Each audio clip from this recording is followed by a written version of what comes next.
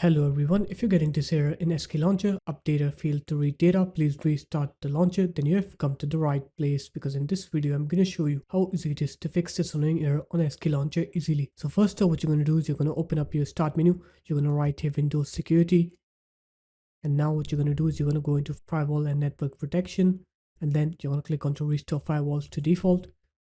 Click Restore Defaults on here. And after you're done restoring the default settings, you're going to go back, you're going to go into allow an app through firewall, and then you're going to click change settings on here, click allow another app, click browse.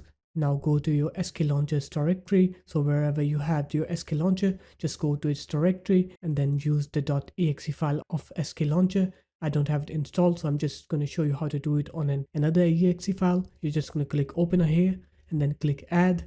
And now you're going to find SKlauncher in this list. And once you find it, now what you're going to do is you're going to make sure that you have both private and public checkboxes ticked on SKlauncher. And once you do that, click OK then. After that, what you're going to do is you're going to try to launch the SKlauncher and you're going to see if it works now. And if it does, then you're good. But if it didn't, then what you can do is you can just turn off the firewall while you're using the SKlauncher. So just turn off firewall on here. But make sure to turn it on after you're done with the SKlauncher. So just turn it off for now. Turn all three of these settings off.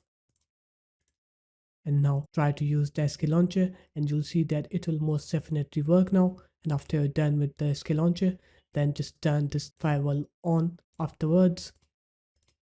And that should fix your issue. But if it still didn't, then the last method you can do is you can try to run the SKlauncher in administrator mode. So just come here, go into your SKlauncher, right click on SKlauncher and then click run as administrator and then run SKlauncher as administrator, and that should fix your issue. So in this case, that's how easy it was. If you guys found this video helpful, make sure to leave a like, comment and subscribe to the channel, and I'll see you in my next video.